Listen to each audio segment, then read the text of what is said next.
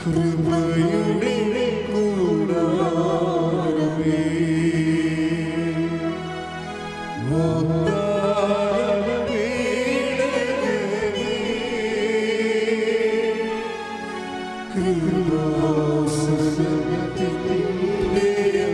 സഞ്ചാരി മാതാവേ, ഒരുമിച്ച് സ്വരത്തിൽ പാടും.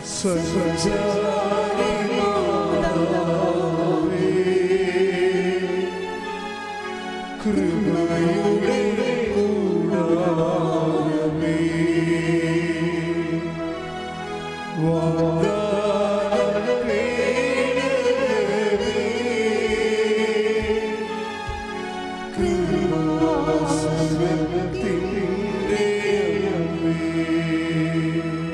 പരിശുദ്ധ പരമദിവ്യകാരുണ്യത്തിന് ആരാധനയും സ്തുതിയും പുകഴ്ചയും ഉണ്ടായിരിക്കട്ടെ.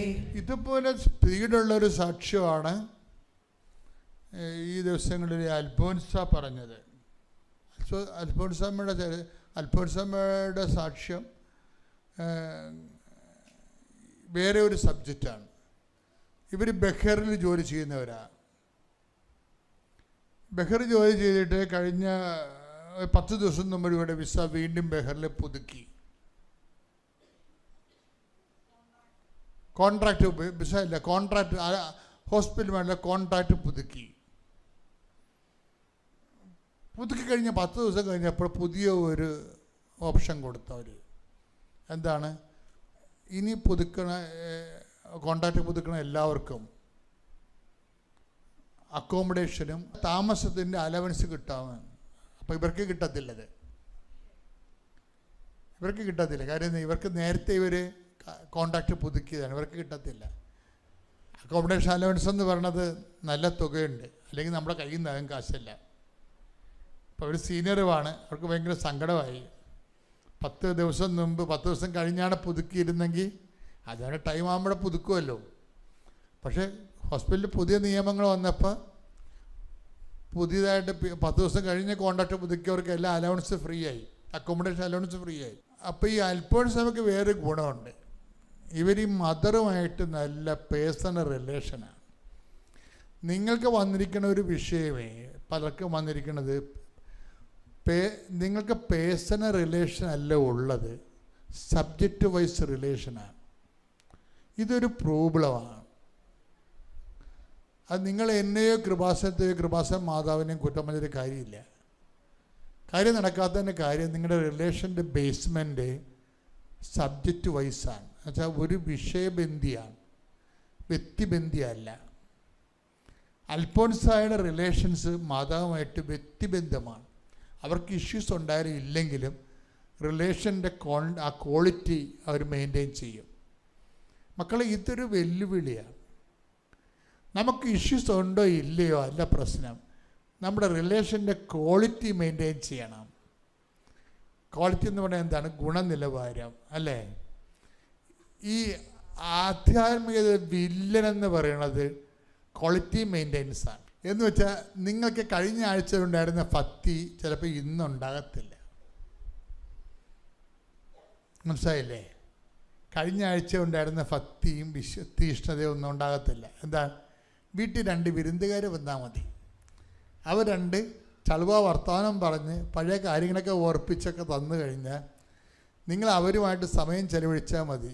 അപ്പം തന്നെ നിങ്ങളുടെ ക്വാളിറ്റേറ്റീവ് ചേഞ്ച് വരും, ഭക്തിയിലും വിശ്വാസത്തിലും.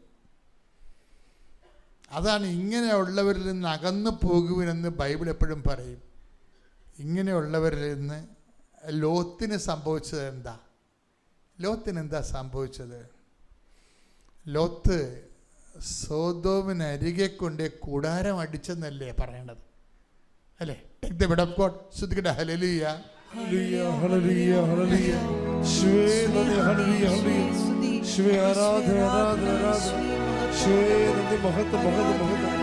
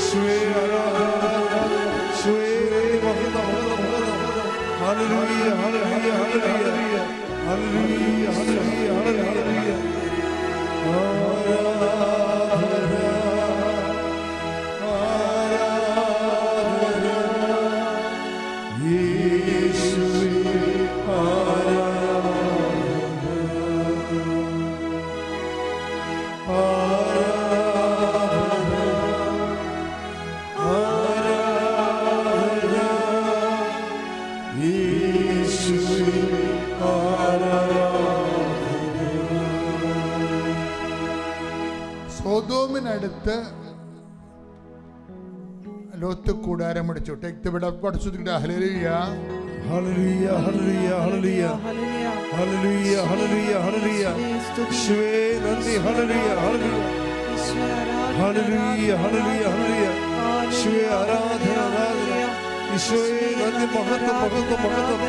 Hallelujah hallelujah hallelujah hallelujah hallelujah hallelujah യേശുവേ ആരാധന ആരാധന യേശുവേ നന്ദി. മഹത്വം മഹത്വം.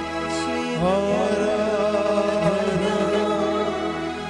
ആരാധന സ്നേഹമേ സ്നേഹമേ ആരാധന ആരാധന ആരാധന സ്നേഹമേ ആരാധന. ഉൽപ്പത്തി 13:12.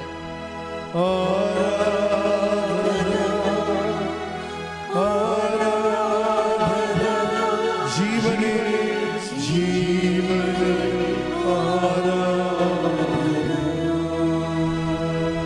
ഉൽപ്പത്തി 13:12. അബ്രാം കാനാൻ ദേശത്ത് താമസമാക്കി. പറഞ്ഞേ. അബ്രാം കാനാൻ ദേശത്ത് താമസമാക്കി. ലോത്ത് സമതലത്തിലെ നഗരങ്ങളിലും വസിച്ചു. ലോത്ത് സമുദ്രങ്ങളിലെ നഗരങ്ങളിലും വസിച്ചു. അവൻ സോദോമിനടുത്ത് കൂടാരമടിച്ചു. അവൻ സോദോമിനടുത്ത് കൂടാരമടിച്ചു. അതായിരുന്നു ലോത്തിനെ പറ്റിയൊരു അബദ്ധം. ലോത്തിൻ്റെ സ്പിരിച്വാലിറ്റി ഡയറക്റ്റ് ആകാൻ കാരണം അതാ. നമ്മുടെ സബ്ജക്റ്റ് എന്താണ്? ക്വാളിറ്റേറ്റീവ് സ്പിരിച്വാലിറ്റിയാണ്. ക്വാളിറ്റി ഓഫ് സ്പിരിച്വാലിറ്റി, ആധ്യാത്മികതയുടെ ഗുണനിലവാരം. അബ്രഹാത്തിൻ്റെയും ലോത്തും ഒരേ സ്ഥലത്ത് വസിക്കുന്ന ആൾക്കാരാണെങ്കിലും രണ്ട് സ്പിരിച്വാലിറ്റിയാണ്. അതെന്താണ്? നിങ്ങൾ കൂടാരം അടിക്കുന്ന സ്ഥലവുമായിട്ട് ബന്ധപ്പെട്ടാണ് സ്പിരിച്വാലിറ്റി നിൽക്കുന്നത്. ആരുമായിട്ട് കൂട്ടുകൂടുന്നു, അതാണ് പ്രശ്നം. എബ്രാഹാം എവിടെ? കർത്താവിൻ്റെ കാനാൻ ദേശത്തിൻ്റെ അരികിലാണ് കൂടാരം അടിക്കുന്നത്. ലോത്ത് എവിടെയും? സ്വർഗഭോഗികളും പുരുഷ ലൈംഗികതയുള്ളവരും സ്ത്രീകൾ ലൈംഗികതയുള്ള മ്ലേച്ഛന്മാരുടെ കൂടെയാണ് കൂടാരം അടിച്ചിരിക്കുന്നത്. നിങ്ങളുടെ കൂട്ടുകാരും മ്ലേച്ഛന്മാരാണെങ്കിൽ നിങ്ങളുടെ സ്പിരിച്വാലിറ്റിയിൽ ഡയലൂഷൻ ഉണ്ടാവും, ക്വാളിറ്റേറ്റീവ് ചേഞ്ച് ഉണ്ടാവും, ക്വാളിറ്റേറ്റീവായിട്ട് ഗുണനിലവാരം കുറഞ്ഞു പോകും. ഒന്നുകിൽ നിങ്ങൾ ഉടമ്പടി ഉപേക്ഷിക്കണം, ദൈവമായിട്ടുള്ള ബന്ധം ഉപേക്ഷിക്കണം, അല്ലെങ്കിൽ അവരുമായിട്ടുള്ള ബന്ധം ഉപേക്ഷിക്കണം. അവരെ വിട്ടുപോരൂ, അവർ അന്തരെ നയിക്കുന്ന അന്തരാണെന്ന് പറയുന്നില്ല. Take the bid of God. സ്തുതിക്കട്ടെ. ഹല്ലേലൂയ ഹല്ലേലൂയ ഹല്ലേലൂയ ഹല്ലേലൂയ യേശുവേ നന്ദി. ഹല്ലേലൂയ hallelujah hallelujah hallelujah hallelujah hallelujah യേശുവേ ആരാധന ആരാധന ആരാധന യേശുവേ നന്ദി. മഹത്വം മഹത്വം മഹത്വം.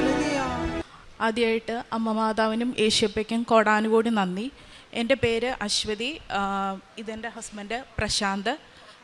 ഞങ്ങളുടെ 5 മാസം പ്രായമായ കുഞ്ഞാണ് ലിയാം പ്രശാന്ത്. ഞാൻ കോട്ടയം പാമ്പാടിയിൽ നിന്നാണ് വരുന്നത്. ഞാനൊരു സ്റ്റാഫ് നേഴ്സായിട്ട് അയർലൻഡിൽ വർക്ക് ചെയ്യുകയാണ്. എനിക്ക് അമ്മ മാതാവും യേശുപ്പയും തന്ന നന്ദി ഞാനിവിടെ എല്ലാവരുടെയും മുമ്പിൽ സാക്ഷ്യപ്പെടുത്താനായിട്ടാണ് ഞാൻ ഇന്നിവിടെ വന്നേക്കുന്നത്. ഞാൻ 2024 ജനുവരി 18 ആദ്യമായിട്ട് ഉടമ്പടി എടുക്കുന്നത്. അതിനുശേഷം ഞാനും എൻ്റെ ഹസ്ബൻഡും അയർലൻഡിലേക്ക് പോയി. ഞാനവിടെ ഒരു നഴ്സിംഗ് ഹോമിൽ സ്റ്റാഫ് നേഴ്സായിട്ട് ഫസ്റ്റ് വർക്ക് ചെയ്യുമായിരുന്നു. ഞങ്ങൾക്ക് കല്യാണം കഴിഞ്ഞിട്ട് 8 വർഷമായിരുന്നു. ഞങ്ങൾക്ക് കുഞ്ഞുങ്ങളുണ്ടായിരുന്നില്ല. എനിക്ക് PCOD ഹിസ്റ്ററി ഉണ്ട്. എൻ്റെ 2 ഓവറിയിലും സിസ്റ്റ് ഉണ്ടായിരുന്നു. എൻ്റെ ഹസ്ബൻഡ് ഡയബറ്റിക്കുമായിരുന്നു. അപ്പം ഞങ്ങൾക്ക് അങ്ങനെ ഒരു ടെൻഷൻ ഉണ്ടായിരുന്നു. ജോലി ചെയ്യുന്ന മേഖലയിലാണെങ്കിൽ തന്നെ എൻ്റെ കൊളീഗ്സിനൊക്കെ മാരീഡായി അവർക്ക് കുഞ്ഞുങ്ങളൊക്കെ ഉണ്ടാകുമ്പോൾ ഞങ്ങൾക്ക് ആകെപ്പാടെ വിഷമം ഉണ്ടായിരുന്നു. പക്ഷെങ്കിൽ ഞങ്ങൾ അതിലൊന്നും പതറാതെ ഞങ്ങൾ ഉടമ്പടിയിൽ മുമ്പോട്ട് പോയി നന്നായിട്ട് പ്രാർത്ഥിച്ചു. ഞാൻ വർക്ക് ചെയ്യുന്ന നഴ്സിംഗ് ഹോമിൻ്റെ തൊട്ടടുത്തൊരു ചെറിയൊരു പള്ളിയുണ്ട്. അപ്പോൾ അവിടെ ഞങ്ങൾ ഇന്നും പോയി പ്രാർത്ഥിക്കുമായിരുന്നു. ഞാനൊരു അക്രൈസ്തവയാണ്, പക്ഷെങ്കിൽ മാതാവിലും യേശുവിലും എനിക്ക് ഒരുപാട് വിശ്വാസമുണ്ട്. അവിടുത്തെ ആരാധനയിൽ ഞായറാഴ്ചയിലും ചൊവ്വാഴ്ചയിലും ഉള്ള ആരാധനയിൽ ഞാൻ പങ്കെടുക്കും. അവിടെ കുറേ അമ്മച്ചിമാരുണ്ട്. അവർ എല്ലാ 24 hours അഡറേഷൻ പോകുന്ന ഒരു പള്ളിയാണ്. എല്ലാവർക്കും അറിയാം, നോക്ക്, അയർലൻഡിലെ ഫേമസ് ആയ നോക്ക് പള്ളിയുടെ ഒരു ചെറിയ മിനി ഷ്രൈൻ എന്നാണ് ആ ചർച്ചും പറയുന്നത്. അവിടുത്തെ അമ്മച്ചിമാർ ഞങ്ങൾക്ക് 1 hour അഡറേഷനൊക്കെ തരും. അപ്പോൾ എനിക്ക് ഓഫുള്ള ദിവസങ്ങളിലൊക്കെ ഞാനും എൻ്റെ ഹസ്ബൻഡും മാറി മാറി 1 hour അഡറേഷനൊക്കെ ചെയ്യും. എനിക്ക് കൊന്തയൊന്നും ചൊല്ലാൻ ആദ്യം അറിയത്തില്ലായിരുന്നു. എൻ്റെ ഫ്രണ്ട്സാണ് എനിക്ക് കൊന്ത ചൊല്ലാനൊക്കെ എനിക്ക് പഠിപ്പിച്ചു തന്നത്, മൊബൈൽ ഉള്ള ആപ്ലിക്കേഷനൊക്കെ നോക്കിയിട്ട്. അങ്ങനെ ഞങ്ങൾ മുമ്പോട്ട് പോയി. അങ്ങനെ 2025 ജനുവരി അവസാനത്തോടുകൂടി അയർലൻഡിലൊരു വലിയൊരു കൊടുങ്കാറ്റുണ്ടായി. ആ സമയത്ത് ഞങ്ങളുടെ വീടിൻ്റെ ഒരു ഭാഗം, ഒരു മേൽഭാഗം പൊളിഞ്ഞു പോയി. ഞാനും എൻ്റെ ഹസ്ബൻഡും കൂടെ മാത്രമാണ് എല്ലാ ലഗേജും ഒക്കെ ഷിഫ്റ്റ് ചെയ്തത്. ഞങ്ങൾക്ക് ഒരു പുതിയ അക്കോമഡേഷനിലേക്ക് മാറേണ്ട വന്നു. അപ്പം ഹെവി ലിഫ്റ്റിങ്ങും കാര്യങ്ങളും ഒക്കെ എനിക്കും എൻ്റെ ഹസ്ബൻഡിനും മാത്രമായിട്ട് ചെയ്യേണ്ട വന്നായിരുന്നു. ഞങ്ങൾക്ക് അക്കോമഡേഷൻ കിട്ടിയത് ഒരു 3ാമത്തെ നിലയിലൊക്കെ ആയിരുന്നു. ആ കൂടെ തന്നെ എനിക്ക് നൈറ്റ് ഡ്യൂട്ടി ആയിരുന്നു. നൈറ്റ് ഡ്യൂട്ടി ആണെങ്കിൽ തന്നെ ഹെവിയൊക്കെയാണ്. പക്ഷേ എല്ലാം നല്ല സ്മൂത്തായിട്ട് തന്നെ മാതാവ് കൊണ്ടുപോയി. ഞങ്ങൾക്കൊരു ബുദ്ധിമുട്ടും അമ്മ മാതാവ് യേശുപ്പയും ഞങ്ങൾക്ക് തന്നിട്ടില്ലായിരുന്നു. പക്ഷേ അങ്ങനെ ഇരിക്കെ ഞാൻ നോക്കുമ്പോൾ എൻ്റെ പീരീഡ്സ് മിസ്സാവുന്നു. എനിക്ക് PCOD ഉള്ളതുകൊണ്ട് ഞാനത് വലിയ ഇഷ്യൂ ആക്കിയില്ല. പക്ഷേ എനിക്കെന്തോ എൻ്റെ മനസ്സിലിങ്ങനെ തോന്നി ഒന്ന് ചെക്ക് ചെയ്ത് നോക്കണമെന്ന്. അപ്പം ഞാനിങ്ങനെ ചെക്ക് ചെയ്ത് നോക്കിയപ്പോൾ 3 weeks ഞാൻ കൺസീവാണ്. ശരിക്കും ഞാൻ സർപ്രൈസായിപ്പോയി. വിശ്വസിക്കാൻ തന്നെ എനിക്ക് ആദ്യം ബുദ്ധിമുട്ടായിരുന്നു. അതിനുശേഷം അവിടെയൊക്കെ 3 months കഴിഞ്ഞിട്ടേ നമുക്കൊരു ഡോക്ടേഴ്സിൻ്റെ ഒരു കൺഫർമേഷൻ നമുക്ക് കിട്ടത്തുള്ളൂ. അതിനുശേഷം അനോമാലി സ്കാനും കാര്യങ്ങളും എല്ലാം കഴിഞ്ഞു. എല്ലാം ഓക്കെ ആയിരുന്നു. പക്ഷേ സ്കാനിങ്ങിൽ എൻ്റെ അബ്ഡോമൻ കുറച്ച് മോയിസ്റ്റ് ആയതുകൊണ്ട് അവൻ്റെ ഫേസ് ഒന്നും ക്ലിയർ ആയിട്ട് അവർക്ക് കിട്ടിയില്ല എന്ന് പറഞ്ഞു. അപ്പോൾ എനിക്ക് കുറച്ചുകൂടെ ടെൻഷനായിരുന്നു. പക്ഷേ മാതാവിലും യേശുപ്പയിലും ഉറച്ചായിട്ട് വിശ്വസിച്ചു ഞങ്ങൾ പോയി. രാവിലെയും വൈകിട്ടും, അതായത് കൺസീവ് ആവുന്നതിന് മുമ്പ് തന്നെ ഉടമ്പടിയിൽ എടുത്തത് മുതൽ ഞങ്ങൾ രാവിലെയും വൈകിട്ടും പ്രാർത്ഥിക്കുമായിരുന്നു. ഉടമ്പടി വസ്തുക്കളായ ഉപ്പും അതുപോലെ തൈലം കുരിശ് വരച്ച് അബ്ഡോമിനിൽ പുരട്ടുമായിരുന്നു. തേൻ യൂസ് ചെയ്യുമായിരുന്നു. വൈകിട്ട് കൊന്ത ചൊല്ലും. കൊന്ത ചൊല്ലാതെ ഞങ്ങൾക്ക് ഉറങ്ങാൻ പറ്റത്തില്ലായിരുന്നു. എനിക്കൊരു എന്താ പറയുന്നത്, ഒരു സാറ്റിസ്ഫാക്ഷൻ ഇല്ല. കൊന്ത ചൊല്ലാതെ കിടന്നുറങ്ങിക്കഴിഞ്ഞാൽ എന്തോ ഒരു വല്ലാത്ത ഭാരം പോലെ ആയിരിക്കും. അങ്ങനെ മുമ്പോട്ട് പോയി. പ്രഗ്നൻസി നല്ല സ്മൂത്തായിരുന്നു. എല്ലാ സ്കാനുകളും നോർമലായിരുന്നു. പക്ഷേ PCOD എനിക്ക് ഹിസ്റ്ററി ഉള്ളത് കൊണ്ട് അവരെൻ്റെ ഷുഗർ ഒന്ന് മോണിറ്റർ ചെയ്യണമെന്ന് പറഞ്ഞു. അങ്ങനെ പക്ഷേ 32 weeks വരെ ഞാൻ എല്ലാ ഫൈനായിരുന്നു. പക്ഷേ 34 weeks ഞാൻ ഡയബറ്റിക് ആണെന്ന് അവർ പറഞ്ഞു. പക്ഷേ ഡയറ്റ് ആദ്യം കൺട്രോൾ ചെയ്തു. പക്ഷേ പറ്റിയില്ല. ഹൈ ഡോസ് ഇൻസുലിൻ 3 നേരം എനിക്ക് എടുക്കേണ്ട വന്നു. എന്നാലും മാതാവിലും യേശുപ്പയിലും ഞാൻ മുറുകെ പിടിച്ചു. ഞാൻ 34 weeks ആയപ്പോഴത്തേക്കിനും ഞാൻ മെഡിക്കൽ ലീവ് ഞാൻ എടുത്തു. മെഡിക്കൽ ലീവ് എടുത്ത് അതിനുശേഷമാണെങ്കിലും ഞങ്ങൾ വൈകിട്ടാണെങ്കിലും പ്രെയറൊക്കെ ചെയ്യുമ്പോൾ എൻ്റെ ബേബി കൂടുതൽ ആക്റ്റീവ് ആകുന്നത് ഞാൻ കൊന്ത ചൊല്ലുന്ന സമയങ്ങളിലാണ്. അത് എനിക്കറിയത്തില്ല അതെന്താണ് അവൻ അങ്ങനെയെന്ന്. ഞങ്ങളപ്പോഴും പറയുമായിരുന്നു ഇവനൊരു ഹോളി ബേബിയാണ് എന്ന്. അതിനുശേഷം 36 weeks ഏർലി മോർണിംഗിൽ ഞങ്ങൾ പ്രെയർ, ഞങ്ങൾ 5:30 എഴുന്നേൽക്കുമല്ലോ. അതിന് മുമ്പായിട്ട് ഞാനെന്തോ സ്വപ്നം കാണുവാണ്, എന്തോ ഒരു വെള്ളത്തിൽ ഞാൻ കിടക്കുന്ന പോലെ. പക്ഷേ ആ സമയത്ത് എൻ്റെ വാട്ടർ ഓൾറെഡി ബ്രേക്ക് ആയിരുന്നു. പിന്നെ അടുത്ത ഹോസ്പിറ്റലായതുകൊണ്ട് പെട്ടെന്ന് ഞങ്ങൾ അങ്ങോട്ടേക്ക് പോയി. അന്ന് അഡ്മിറ്റായി. അതിനുശേഷം ഒരു 3:30 മുതൽ ഞാൻ ലേബർ പെയിൻ സ്റ്റാർട്ട് ചെയ്തു എനിക്ക്. പക്ഷേ ഒരു ഫലം ഉണ്ടായില്ല. ഞാനൊരു 12.5 hours ഞാൻ ലേബർ പെയിൻ ഞാൻ സഫർ ചെയ്തു. അവിടുത്തെ പീഡിയാട്രി ഡോക്ടേഴ്സും ഗൈനക്കിൻ്റെ എല്ലാ ഡോക്ടേഴ്സും എല്ലാം വന്നു. അവരെല്ലാം എന്നോട് പറഞ്ഞു, നീ കുറച്ചും കൂടെ എനർജി യൂസ് ചെയ്യണം, അല്ലെങ്കിൽ നീ മിക്കവാറും ഞങ്ങൾക്ക് സിസേറിയന് കുഞ്ഞിനെ എടുക്കേണ്ടി വരും. കാരണം ഓൾറെഡി കൊച്ചിൻ്റെ തല ഓൾമോസ്റ്റ് പുറത്തായി. പക്ഷേ എനിക്ക് ബാക്കി ഇങ്ങോട്ട് പുഷ് ചെയ്യാനായിട്ട് പറ്റുന്നില്ല. NICU എല്ലാം ഓൾമോസ്റ്റ് അവർ റെഡിയാക്കി വെച്ചേക്കുമായിരുന്നു കൊച്ചിനെ ഇമ്മീഡിയറ്റ് ആയിട്ട് അങ്ങോട്ടേക്ക് ഷിഫ്റ്റ് ചെയ്യാനായിട്ട്. ഞാൻ അവിടെ കിടന്ന് മാതാവിനോട് ഞാൻ പ്രാർത്ഥിച്ചു. ആ റൂമിലൊരു മാതാവിൻ്റെ ഫോട്ടോ ഉണ്ടായിരുന്നെങ്കിൽ എന്ന് ഞാൻ പ്രാർത്ഥിച്ചായിരുന്നു.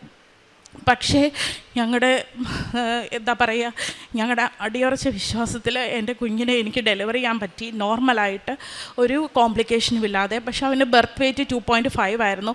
അയർലൻഡിലെ നിയമം അനുസരിച്ച് അത് ലോ ബർത്ത് വെയ്റ്റ് ആണ്. അവിടെ ഓൾമോസ്റ്റ് കോമൺ ആയിട്ട് 3.5-4 kg ഒക്കെയാണ് ബേബീസിൻ്റെ വെയിറ്റ് വരുന്നത്. പക്ഷെങ്കിൽ എൻ്റെ കൊച്ചിന് 2.5 ആയിട്ട് പോലും അവിടുത്തെ ഡോക്ടേഴ്സ് പറഞ്ഞു ഇവന് ഹെൽത്തി ബേബിയാണ്, ഇവന് NICUവിൽ ഒന്നും കിടക്കേണ്ട ആവശ്യമില്ല എന്ന്. അങ്ങനെ ഞങ്ങൾ 4 ദിവസം കഴിഞ്ഞപ്പം, കാരണം എനിക്ക് കത്തീറ്ററും കാര്യങ്ങളും ഒക്കെ ഉണ്ടായിരുന്നു, യൂറിൻ പോകാനൊക്കെ എനിക്ക് കുറച്ച് ബുദ്ധിമുട്ടായതുകൊണ്ട് കത്തീറ്ററൊക്കെ ഇട്ടായിരുന്നു. അതുകൊണ്ട് മാത്രം ഞങ്ങൾക്കൊരു 4 days ഹോസ്പിറ്റലിൽ കഴിയേണ്ടതായിട്ട് വന്നു. അതിനുശേഷം ഞങ്ങളെ ഷിഫ്റ്റ് ചെയ്തു. ഇതാണ് എൻ്റെ മകൻ, ലിയാം എന്നാണ് പേര്.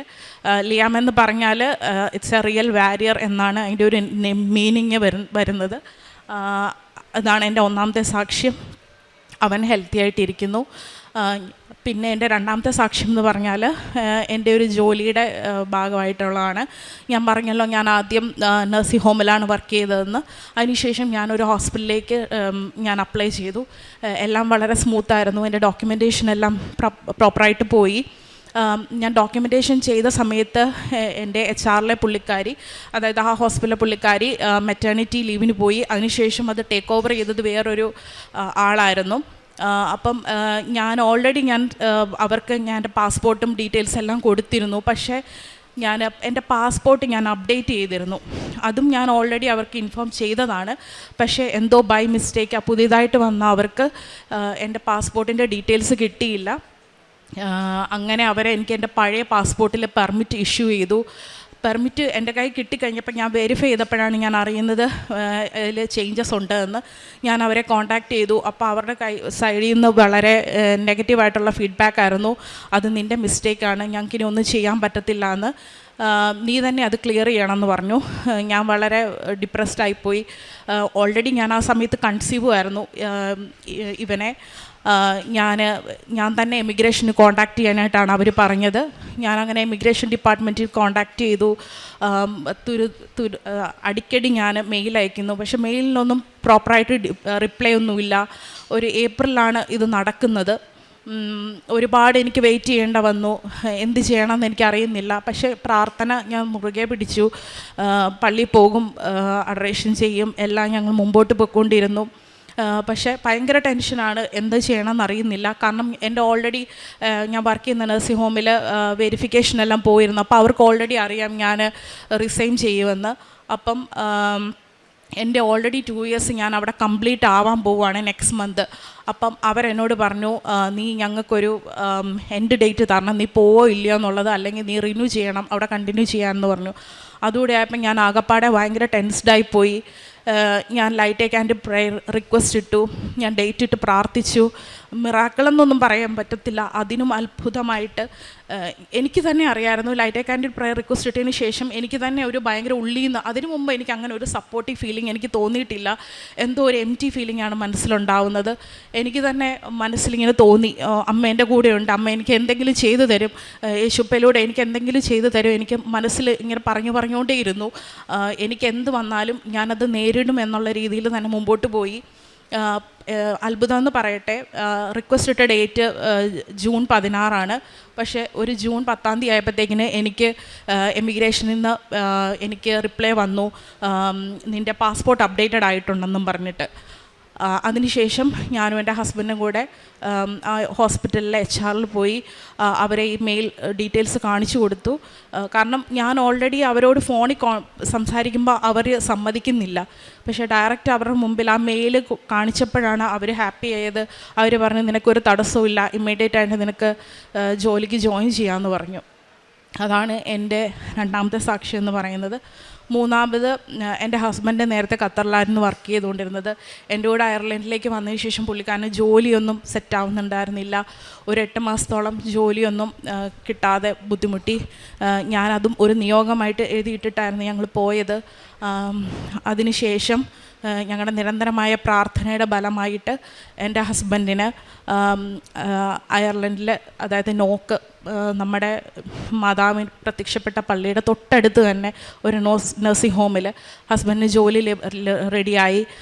പുള്ളിക്കാരനാണെങ്കിൽ രാവിലെയും വൈകിട്ടും ഡ്യൂട്ടിക്ക് പോകുന്നതിന് മുമ്പ് ചർച്ചിൽ കയറി പ്രാർത്ഥിച്ചിട്ടാണ് പോവാറ്. ഇതാണ് എൻ്റെ മൂന്നാമത്തെ സാക്ഷ്യം എന്ന് പറയുന്നത്. ആത്മീയമായിട്ട് എനിക്ക് ഒരുപാട് ഉയരാനായിട്ട് സാധിച്ചിട്ടുണ്ട്. ഞങ്ങൾ പള്ളിയിൽ പോവാം. ഞാൻ ഡ്യൂട്ടിക്ക് പോകുമ്പോഴാണെങ്കിലും തൊട്ടടുത്താണ് എൻ്റെ അക്കോമഡേഷൻ. അത് കഴിഞ്ഞിട്ടാണ് പള്ളി, അത് കഴിഞ്ഞിട്ടാണ് ഞാൻ നഴ്സിംഗ് ഹോമിലേക്ക് പോകുന്നത്. അപ്പോഴാണേലും ഡ്യൂട്ടിക്ക് പോകുമ്പോഴോ അല്ല തിരിച്ചു വരുമ്പോഴോ ഏതേലും ഒരു നേരം ഞാൻ മസ്റ്റായിട്ട് ഞാൻ അവിടെ കയറി പ്രാർത്ഥിക്കാതെ എനിക്ക് പോകാനായിട്ട് പറ്റത്തില്ല. എൻ്റെ മനസ്സ് എന്നെ അനുവദിക്കത്തില്ല. എനിക്ക് ചെയ്ത് തരുന്ന എല്ലാ നന്മകൾക്കും ഞാൻ ഒരുപാട് നന്ദി പറഞ്ഞിട്ടാണ് ഞാൻ ഓരോ ദിവസവും ഞാൻ മുമ്പോട്ട് കൊണ്ടുപോയിക്കൊണ്ടിരുന്നത്. അതുപോലെ തന്നെ അഡറേഷൻ 1 hour നമുക്ക് പറ്റുന്ന പോലെ ഞങ്ങൾ ചെയ്യുമായിരുന്നു. അതിനുശേഷം പിന്നെ കാരുണ്യ പ്രവൃത്തികൾ എന്ന് പറയുന്നത്, എന്നെക്കൊണ്ട് പറ്റുന്ന പോലെ ഞാൻ വീട്ടിലേക്ക് പൈസ ഇട്ട് കൊടുക്കും. അപ്പം എൻ്റെ അച്ഛനും അമ്മയാണ് ഇതുപോലെ അഭയഭവനിൽ ഫുഡ് എത്തിച്ചു കൊടുക്കുന്നത്. അതുപോലെ തന്നെ അവർ തന്നെ വീട്ടിൽ ഫുഡ് ഉണ്ടാക്കി കോട്ടയം ജില്ലാ ആശുപത്രിയിൽ രോഗികൾക്ക് കൊടുക്കാറുണ്ട്. പിന്നെ അതുപോലെ തന്നെ പാവപ്പെട്ടതായ ആൾക്കാർക്ക് നമ്മൾ സാമ്പത്തികമായിട്ട് സഹായം ചെയ്തു കൊടുക്കാറുണ്ട്. പിന്നെ എൻ്റെ ഫ്രണ്ട്സിനോട്, എന്നെ കോണ്ടാക്ട് ചെയ്യുന്ന ആൾക്കാരോട് എല്ലാം എനിക്ക് കിട്ടിയ നന്മകൾ അത് മറ്റുള്ളവരും അറിയണം, ഇവിടുത്തെ അത്ഭുതങ്ങൾ മറ്റുള്ളവരും അറിയണമെന്ന് പറഞ്ഞ് ഞാൻ എല്ലാവരോടും എൻ്റെ ഡീറ്റെയിൽസും ഇവിടുത്തെ കാര്യങ്ങളും ഞാൻ ഷെയർ ചെയ്യാറുണ്ട്. ഉടമ്പടി ധ്യാനം ഞാൻ കൂടും എല്ലാ ചൊവ്വാഴ്ചയിലെയും. അതുപോലെ തന്നെ ഡെയിലി ബ്രെഡും ഞാൻ സോഷ്യൽ മീഡിയ വഴി എനിക്ക് പറ്റുന്ന പോലെ ഞാൻ ഷെയർ ചെയ്യാറുണ്ട്. ഇതൊക്കെയാണ് എനിക്ക് നിങ്ങളുടെ മുമ്പിൽ സാക്ഷ്യപ്പെടുത്താനായിട്ടുള്ളത്. അതുപോലെ തന്നെ വേറൊരു കാര്യം മിസ്റ്റേക്ക് പറയാൻ മറന്നുപോയി. എൻ്റെ ഞാൻ പറഞ്ഞല്ലോ, എൻ്റെ ഡോക്യുമെൻറ്റേഷൻ്റെ അത് ഹോസ്പിറ്റലിലെ ഡോക്യുമെൻറ്റേഷൻ്റെ അകത്തൊരു എറർ വന്ന കാര്യം. അപ്പം ആദ്യം അത് മാനേജ് ചെയ്തുകൊണ്ടിരുന്ന പുള്ളിക്കാരി മാറി. ആദ്യം മാനേജ് ചെയ്ത പുള്ളിക്കാരി മാറി. അതിനുശേഷം വന്ന പുള്ളിക്കാരി അത് കറക്റ്റായിട്ട് ഫോളോ അപ്പ് ചെയ്തില്ല. അപ്പോൾ ഞാൻ അവരെ നോട്ടിഫൈ ചെയ്തപ്പോൾ അവരാണ് എന്നെ ആദ്യം ഫയർ ചെയ്തത്. അത് നിൻ്റെ മിസ്റ്റേക്കാണ്, ഞങ്ങൾക്കൊന്നും ചെയ്യാൻ പറ്റത്തില്ലെന്നും പറഞ്ഞ്. അത് കഴിഞ്ഞിട്ട് 2 ആഴ്ച എനിക്ക് അവരെ കോൺടാക്ട് ചെയ്യാൻ എനിക്ക് പേടിയായിരുന്നു. കാരണം എനിക്ക് പ്രോപ്പറായിട്ടും ഇമിഗ്രേഷൻ്റെ സൈഡിൽ നിന്ന് ഒരു റിപ്ലൈ വന്നില്ല. പിന്നെ ഞാൻ എന്തിന് ഇവരെ കോൺടാക്ട് ചെയ്യണം എന്ന് വിചാരിച്ചു. അപ്പോൾ എനിക്ക് എൻ്റെ മനസ്സിൽ മാതാവ് ഇങ്ങനെ തോന്നിച്ചു, നീ ഒന്നും കൂടെ അവരെ ഒന്ന് വിളിച്ചു നോക്ക്. പക്ഷേ ഫോൺ എടുത്തത് വേറൊരു പുള്ളിക്കാരിയായിരുന്നു. അവരുടെ പേര് മിഖേല എന്നായിരുന്നു. ഞാൻ ഉറപ്പായിട്ടും ഞാൻ വിശ്വസിക്കുന്നു അവർ തന്നെ മാതാവായിട്ട് തന്നെ അവരെ കൊണ്ടുവന്നതാണ്. അല്ലെങ്കിൽ അങ്ങനെ ഒരു പേരിൽ അവിടെ ഒരു വ്യക്തി വരില്ല. അവളാണ് എനിക്കെല്ലാം സപ്പോർട്ടീവായിട്ട് എനിക്ക് അവിടെ ചെയ്തു തന്നത്. എൻ്റെ പ്രോസസ്സിങ് എല്ലാം ഓൾമോസ്റ്റ് കംപ്ലീറ്റ് ആയി. ഞാൻ അവിടെ ജോയിൻ ചെയ്തതിന് ശേഷം പുള്ളിക്കാരി ആ പോസ്റ്റിൽ നിന്ന് മാറി. അതൊക്കെ മാതാവിൻ്റെ വലിയൊരു മിറാക്കിളാണ്. അമ്മ മാതാവിനും ദൈവ തിരുകുമാരനും ഞാൻ ഒരുപാട് കോടി നന്ദികൾ പറയുന്നു. ഇതാണ് എൻ്റെ സാക്ഷ്യം. ആദ്യമായി അമ്മയുടെ ഈ പ്രത്യക്ഷീകരണ വേളയിൽ സാക്ഷിയാക്കിയതിന് അമ്മയ്ക്കും തിരുകുമാരനും ഏറെ സ്നേഹത്തോടെ 1000 നന്ദി പറഞ്ഞുകൊള്ളുന്നു. എൻ്റെ പേര് അനീഷ് വി ചാക്കോ. എൻ്റെ മോള് റിയോണ അനീഷ്. ഞങ്ങൾ താമരശ്ശേരി രൂപത വാലാപ്പുഴ ഇടവക അംഗമാണ്. ഞങ്ങൾക്കുള്ള സാക്ഷ്യങ്ങൾ എൻ്റെ കൂട്ടുകാരൻ വഴിയാണ്. 2019 ഞാൻ ആദ്യമായി ഉടമ്പടി എടുക്കുന്നത്. അതിനുശേഷം 2025 ജൂൺ 17 ഞാനിവിടെ ഉടമ്പടി എടുത്തു. അതിനുശേഷം ഉടമ്പടിയിലൂടെ കിട്ടിയ ഈ മാതാവ് തന്ന എല്ലാ അനുഗ്രഹങ്ങളെക്കുറിച്ചാണ് ഞാനിവിടെ പറയുന്നത്. 10 വർഷത്തോളമായി എൻ്റെ സ്ഥലത്തിന് തരം മാറ്റി ലഭിക്കാൻ ഭയങ്കര ബുദ്ധിമുട്ടായിരുന്നു. പലരെയും കാണും, കലക്ടറെ കാണും, കലക്ടറുടെ PA കാണും, മന്ത്രിയെ കാണും, മന്ത്രിയുടെ PA കാണും. എല്ലാവരെയും കണ്ടാലും ആരും ഒന്നും പറയുകയില്ല. അങ്ങനെ ഞാനിത് ഉടമ്പടിയിൽ വെച്ചു. അവിടെ വെച്ച് പ്രാർത്ഥിച്ച് കൊണ്ടിരിക്കുമ്പോൾ ഇങ്ങനെ ഈ സംഭവങ്ങളൊന്നും നടക്കുന്നില്ല. ആദ്യത്തെ 90 ദിവസം അങ്ങനെ കഴിഞ്ഞു. രണ്ടാമത്തെ ഉടമ്പടി പുതുക്കി വീട്ടിൽ ചെന്ന് പ്രാർത്ഥിച്ചുകൊണ്ടിരിക്കുമ്പോൾ മാതാവ് എനിക്ക് 6 എന്ന അക്കം എനിക്കിങ്ങനെ കാണിച്ചു തരികയാണ്. അതെന്താണെന്ന് എനിക്ക് മനസ്സിലാവുന്നില്ല. ഞാൻ അതിൽ വീണ്ടും പ്രാർത്ഥിച്ചുകൊണ്ടിരുന്നു. അങ്ങനെ ഒരു ദിവസം വൈഫ് എന്നോട് പറയുകയാണ്, നമുക്ക് കളക്ടറെ കാണാൻ പോയാലോ എന്ന് വെച്ചു. അങ്ങനെ ഞാൻ കളക്ടറെ കാണാൻ വേണ്ടി ഞാനൊരു അപ്പോയിൻമെൻ്റ് എടുത്തു. കളക്ടറുടെ ഓഫീസിൽ ചെന്നു. അന്ന് ഞാൻ അവിടെ ചെന്നപ്പോൾ കളക്ടറെ കണ്ടു. കളക്ടർ പറഞ്ഞു, ഇത് ഞാൻ ഒക്ടോബർ 6-ാം തീയതി ഞാനിത് സൈൻ ചെയ്ത് തഹസീൽദാറുടെ കയ്യിലേക്ക് കൊടുത്തിട്ടുണ്ട് എന്ന് പറഞ്ഞു. അതിനുശേഷം ഞാൻ തഹസീൽദാരെ പോയി കണ്ടു. തഹസീൽദാർ 16-ാം തീയതി ഇത് ഞാൻ ഒപ്പുവെച്ചിട്ടുണ്ട്, അത് ഞാൻ നിങ്ങളുടെ വില്ലേജ് ഓഫീസിലേക്ക് അയച്ചിട്ടുണ്ടെന്ന് പറഞ്ഞു. അങ്ങനെ ഞാൻ അവിടുന്ന് വീണ്ടും വന്ന് വില്ലേജ് ഓഫീസറെ പോയി കണ്ടപ്പോൾ വില്ലേജ് ഓഫീസർ എന്നോട് പറഞ്ഞു, 26-ാം തീയതി വില്ലേജ് ഓഫീസർ എനിക്ക് ഇത് സാങ്ഷൻ ചെയ്ത് തരികയും ചെയ്തു. അങ്ങനെ 6 എന്നുള്ള അമ്മയുടെ മഹത്വപൂർണമായ നമ്പർ എനിക്ക് യാഥാർത്ഥ്യമാക്കുകയും ചെയ്തു. അവിടെ ഞാൻ ഉടമ്പടി വസ്തുക്കളായ ഉപ്പ് ഇവിടുന്ന് വെഞ്ചരിച്ച കാശുരൂപം കൊണ്ടുപോയിരുന്നു. അത് ഞാൻ വീടിൻ്റെ സ്ഥലത്തിൻ്റെ 4 മൂലയിലും കുഴിച്ചിട്ട് വിശ്വാസ പ്രമാണം ചൊല്ലി അതിൻ്റെ ഫലമായിട്ടാണ് 6 എന്ന അക്കത്തിലൂടെ എന്നെ മാതാവ് ശക്തമായ രീതിയിൽ അനുഗ്രഹിച്ചത്.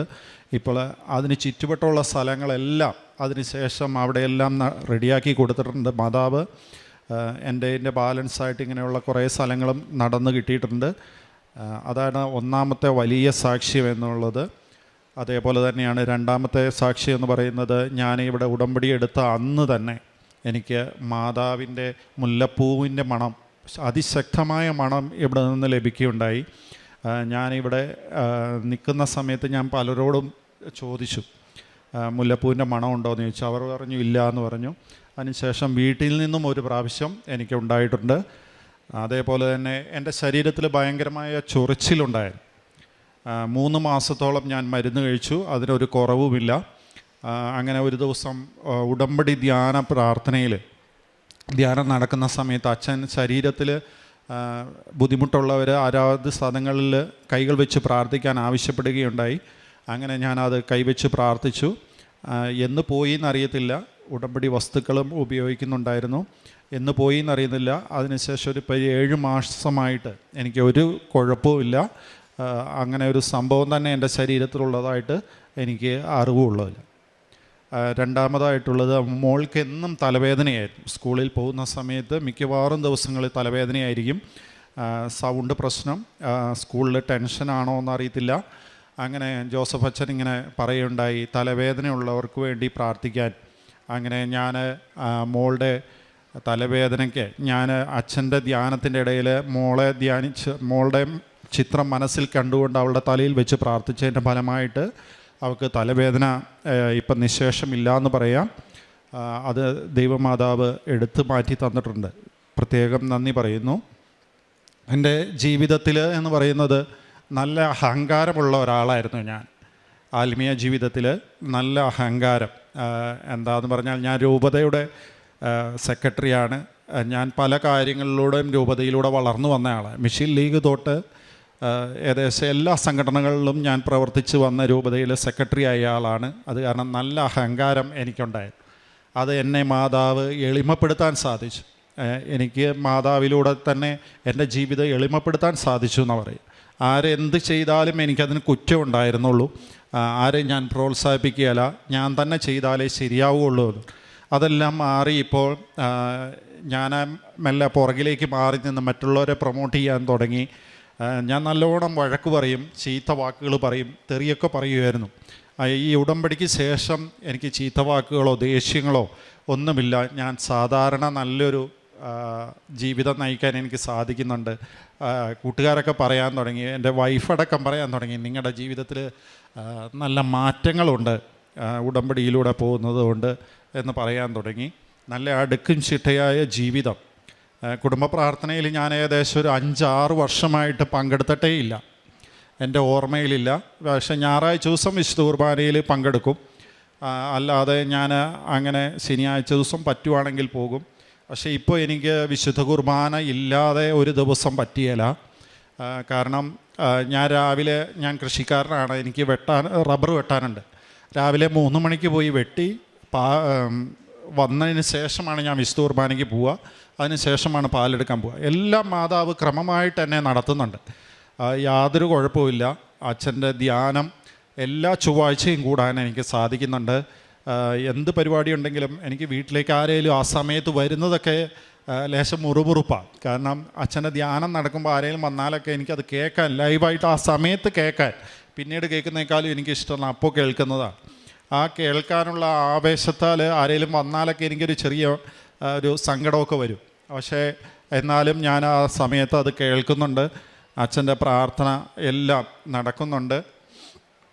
ദേഷ്യം ഞാൻ ഓൾറെഡി പറഞ്ഞു കഴിഞ്ഞു. അത് അസാധാരണ ദേഷ്യമായിരുന്നു. പെട്ടെന്ന് ചൂടാകുക, അവരോട് എന്താ പറയുക എന്ന് പറയാൻ പറ്റില്ല. വായി വരുന്നതെല്ലാം പറയും. ആ സമയത്ത് അവർ കരഞ്ഞിട്ടുണ്ട്. അത്രയേറെ ചീത്ത വാക്കുകൾ ഞാൻ പറഞ്ഞിട്ടുണ്ട്. അങ്ങനെ അതെല്ലാം മാറി ഇപ്പോൾ അവരെ സോഫ്റ്റായിട്ട് എല്ലാവരെയും ഒരേ പരിഗണനയിൽ നിലനിർത്താൻ എനിക്ക് സാധിക്കുന്നുണ്ട്. എല്ലാ ദിവസവും അരമണിക്കൂർ ഞാൻ ബൈബിൾ വായന എന്തായാലും നടത്തിയിരിക്കും. അതെത്ര സമയം ഇല്ലെങ്കിലും അതിൻ്റെ ഒരു ഗ്യാപ്പിൽ കണ്ടിന്യൂസ് എനിക്ക് 15 മിനിറ്റ് പ്രാർത്ഥിച്ച് വായിച്ചിട്ട് അങ്ങനെ മാറി നിൽക്കാൻ എനിക്ക് താല്പര്യമില്ല. ഒറ്റ സ്ട്രെച്ചിൽ തന്നെ അരമണിക്കൂർ എനിക്ക് വായിക്കണമെന്ന് നിർബന്ധം പോലെയാണ്. ഞാൻ എൻ്റെ സമയത്തിനനുസരിച്ച് ഞാനത് വായിക്കും എല്ലാ ദിവസവും. അതേപോലെ തന്നെ കൊന്ത ഞാൻ കഴിയുന്ന അത്ര ഭാഗം ഞാൻ നല്ലവണ്ണം ചെല്ലാൻ ശ്രമിക്കാറുണ്ട്. അത് ചിലപ്പോൾ 1 മണിക്കൂർ, ചിലപ്പോൾ 2 മണിക്കൂറൊക്കെ കിട്ടും. എനിക്കൊരു സ്കൂൾ വണ്ടിയുണ്ട്. ആ സ്കൂൾ വണ്ടിയിൽ പോകുന്ന സമയം, പിള്ളേരെ കയറ്റുന്ന സമയം തൊട്ട് 1 മണിക്കൂറോളം എനിക്ക് അങ്ങനെ തന്നെ കിട്ടും. തിരിച്ചു 1 മണിക്കൂർ കിട്ടും. അപ്പോൾ എനിക്ക് ആ സമയം മുഴുവൻ പ്രാർത്ഥിക്കാനുള്ള സമയമാണ്. പിള്ളേർ പുറകിൽ നിന്ന് ബഹളം ഉണ്ടാക്കിയാലും എനിക്കത് വിഷയമല്ല. ഞാൻ ആ 1 മണിക്കൂർ അങ്ങോട്ടും ഇങ്ങോട്ടുമുള്ള ഓരോ മണിക്കൂർ ഞാൻ ശരിക്കും കൊന്ത ചൊല്ലി തന്നെയാണ് പോരുന്നത്. അത് കാരണം എനിക്ക് പല അപകടങ്ങളും എൻ്റെ മുമ്പിൽ കണ്ടിട്ടുണ്ടെങ്കിലും എനിക്കോ എൻ്റെ വണ്ടിക്കോ ഞങ്ങളുടെ മക്കൾക്കോ ഒന്നും സംഭവിച്ചിട്ടില്ല. അതെല്ലാം ഇതിൻ്റെ ഫലമായിട്ടാണെന്നാണ്. അതേപോലെ തന്നെ ഞാൻ പ്രേക്ഷിത പ്രവർത്തനമായിട്ട് ഞാൻ പത്രം കൊടുക്കുന്നത് ആദ്യം വീടുകൾ ഞങ്ങളുടെ അയൽവക്കത്തൊക്കെയായിരുന്നു. അതിനുശേഷം 2ാമത്തെ പ്രാവശ്യം ഇവിടെ പുതുക്കാൻ വന്നപ്പോൾ അന്ന് വൈകുന്നേരം ഞാൻ തിരിച്ച് വണ്ടിയെ കയറിയപ്പോൾ പ്രാർത്ഥിച്ചുകൊണ്ടിരിക്കുന്നു. ആ സമയത്ത് എന്നോട് പറയുന്നു, നാളെ മെഡിക്കൽ കോളേജിലാണ് പോകേണ്ടതെന്ന് ഒരു അശരീരി പോലെ കേൾക്കുകയുണ്ടായി. അപ്പം ഞാൻ മെഡിക്കൽ കോളേജിൽ എന്തായിരിക്കും എന്ന് വിചാരിച്ചിങ്ങനെ നിന്ന് ഞാൻ രാവിലെ വിശുദ്ധ കുർബാന കൂടി, അന്ന് ഞായറാഴ്ചയാണ്, പിറ്റേ ദിവസം വിശുദ്ധ കുർബാന കൂടി വീട്ടിൽ വന്നു, ചായ കുടിച്ചു. അപ്പോൾ വൈഫ് ചോദിച്ചു എങ്ങോട്ടാണ് പോകണം. ഞാൻ പറഞ്ഞു ഞാൻ കോഴിക്കോട് പോവാണ്, മെഡിക്കൽ കോളേജിലാണ് പോകേണ്ടതെന്ന് പറഞ്ഞു. അപ്പോൾ എന്താ പെട്ടെന്ന് പോകുന്നത്? ഞാൻ പറഞ്ഞു ഈ പത്രമൊക്കെ ഒന്ന് കൊടുക്കണം, ഇങ്ങനെ ഒരു ദർശനം പോലെ എനിക്ക് ഉണ്ടായിട്ടുണ്ടെന്ന് പറഞ്ഞു. അങ്ങനെ ഞാൻ മെഡിക്കൽ കോളേജിൽ ചെന്നു. മുഴുവൻ പത്രവും ഞാൻ തൈലം പൂശി ഇവിടുന്ന് പ്രാർത്ഥിച്ച് കൊന്ത ചൊല്ലിയാണ്. ഏകദേശം വീട്ടിൽ നിന്ന് 37 കിലോമീറ്റർ ഉണ്ട് മെഡിക്കൽ കോളേജിലേക്ക്. അത് ഞാൻ വണ്ടി ഓടിച്ച് ചെന്ന് അവിടെ വണ്ടി സൈഡാക്കി ഇറങ്ങി ഫസ്റ്റ് പത്രം കൊടുക്കുന്ന ഒരു ചേച്ചിക്കാണ്. ആ ചേച്ചി പറഞ്ഞു, നിങ്ങളൊരു മാലാഖയാണ് മോനെ എന്ന് പറഞ്ഞു. അതെന്താണെന്ന് ചോദിച്ചാൽ പറഞ്ഞു, ഞാൻ ഈ പത്രത്തിന് വേണ്ടി 3 ദിവസമായി ഇതിനെ തപ്പി നടക്കുന്നു, ഇവിടെ എങ്ങും കിട്ടാനില്ലായിരുന്നു. അപ്പം ഞാൻ കാര്യം ചോദിച്ചപ്പോൾ എൻ്റെ മകൻ ICUവിൽ വെൻറ്റിലേറ്ററിലാണ്, അവൻ ആക്സിഡൻറ്റ് പറ്റി കിടക്കുകയാണ്. അപ്പം ഞാൻ എൻ്റെ കയ്യിൽ കാശ് രൂപം കൊടുത്തു. തൈലം ഉണ്ടായിരുന്നില്ലായിരുന്നു. അവർ ചോദിച്ചിരുന്നു തൈലം, അതെനിക്ക് കൊടുക്കാൻ സാധിച്ചില്ല. അങ്ങനെ ആ ചേച്ചിക്ക് കൊടുത്ത ശേഷം 10 മിനിറ്റ് കൊണ്ട് എൻ്റെ 3 കെട്ട് പത്രവും എല്ലാവർക്കും കൊടുക്കാൻ സാധിച്ചു. ഞാൻ തിരിഞ്ഞു നോക്കിയപ്പോൾ ഓരോരുത്തരും ഇങ്ങനെ മറിച്ച് നോക്കുന്നതാണ് കാണുന്നത്. ആ പത്രങ്ങൾ മുഴുവൻ ഇങ്ങനെ മറിച്ച് നോക്കുകയാണ്. പെട്ടെന്ന് ആരും അന്നത്തെ ദിവസം എന്നോട് ഒരു പത്രം പോലും വേണ്ടാന്ന് പറഞ്ഞില്ല. എനിക്ക് ഏകദേശം ഒരു 10 മിനിറ്റ് കൊണ്ട് മുഴുവൻ പത്രവും കൊടുക്കാൻ സാധിച്ചു എന്നുള്ളതാണ് എനിക്ക് ഭയങ്കര അനുഭവമായിരുന്നു. അതിനുശേഷം വന്ന പുതുക്കലിന് ശേഷവും ഞാൻ പത്രം മെഡിക്കൽ കോളേജിൽ തന്നെയാണ് കൊടുക്കുന്നത്. ആ മെഡിക്കൽ കോളേജിലെ മുഴുവൻ ആൾക്കാർക്കും, അവിടെ ആരും ഇല്ലയെന്ന് പറയുന്നത് വളരെ ചുരുക്കം, 1-2 പേരുകൾ വേണ്ടാന്ന് പറയുന്നുള്ളൂ. എങ്കിലും നമുക്ക് പ്രശ്നമില്ലാത്ത രീതിയിൽ ഞാൻ ചിരിച്ചുകൊണ്ട് തന്നെ തിരിച്ചു വാങ്ങും. അവർ എന്തെങ്കിലും മേടിച്ചിട്ട് ഇങ്ങോട്ട് തിരിച്ചു തരിക ചെയ്യുക. ഞാൻ ചിരിച്ചുകൊണ്ട് തന്നെ തിരിച്ചു മേടിച്ച് മറ്റുള്ളവർക്ക് കൊടുക്കുകയാണ്. ഒരിക്കൽ കൂടി എൻ്റെ മാതാവിനും ഈശോയ്ക്കും ഇത്ര അനുഗ്രഹം തന്നതിന് ഒരുപാട് നന്ദി പറയുന്നു.